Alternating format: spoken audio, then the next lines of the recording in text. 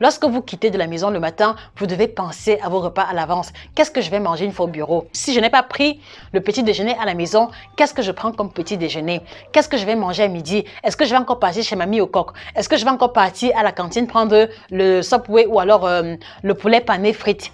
C'est à vous seul de répondre à cette question et c'est à vous encore de pouvoir prendre les décisions, de pouvoir opérer les choix qui s'imposent à ce moment-là.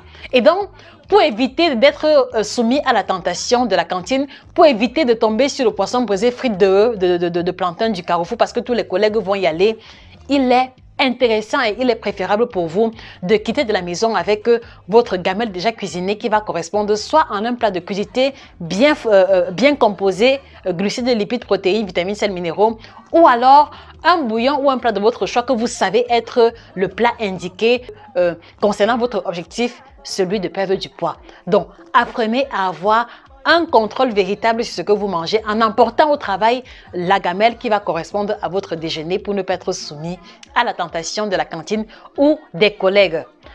Alors, autre astuce ici, elle va consister comme ça pour vous à apprendre quelquefois à cuisiner le repas du lendemain de la veille. Je m'explique.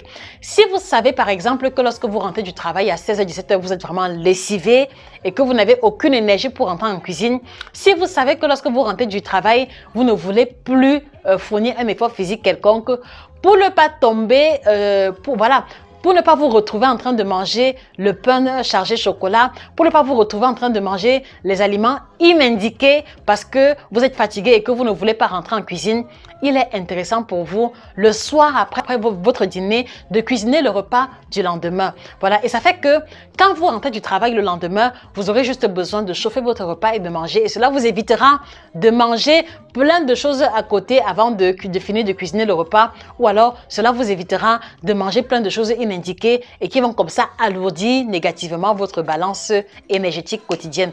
Donc, anticipez sur le repas prochain en le cuisinant à l'avance ou en apprêtant les ingrédients. Ou alors, si vous pouvez vous lever tôt le matin, vous vous levez tôt le matin, vous cuisinez le repas du soir. Et là, vous savez que quand vous rentrez du travail, vous êtes zen, vous n'avez plus de soucis à vous faire.